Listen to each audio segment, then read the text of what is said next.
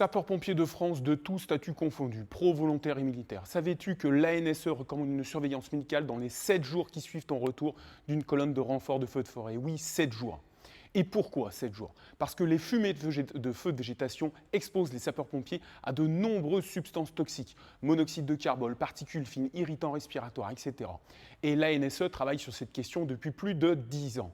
En 2012, puis en 2019, elle alertait déjà sur les risques liés aux expositions professionnelles des sapeurs-pompiers. Et en juin 26, son dernier rapport précise 3 niveaux de surveillance à très court terme, à moyen terme et à long terme.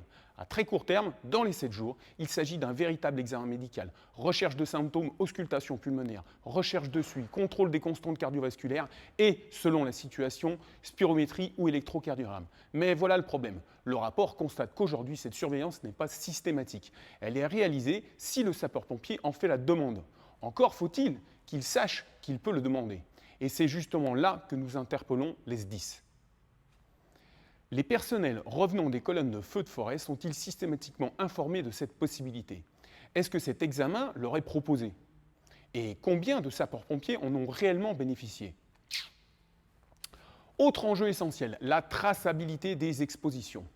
Elle est prévue réglementairement depuis 2001 et son organisation a été précisée par la DGSCGC en 2025. Pourquoi est-ce important? Parce qu'une exposition doit pouvoir être retrouvée dans le temps. Si demain, les problèmes de santé apparaissent, alors pourquoi cette recommandation reste-t-elle aussi peu appliquée? Manque de moyens? Bon. Manque de médecins? Le coût peut-être? En tout cas, ou plus profondément, une culture de prévention encore insuffisante. La question mérite d'être posée. Parce que prévenir une maladie professionnelle n'est pas une dépense inutile. C'est protéger les agents, mais aussi protéger la collectivité. Alors, si tu reviens d'une colonne de feux de forêt, retiens simplement ceci. L'ANSE recommande une surveillance médicale dans les 7 jours qui suivent l'exposition.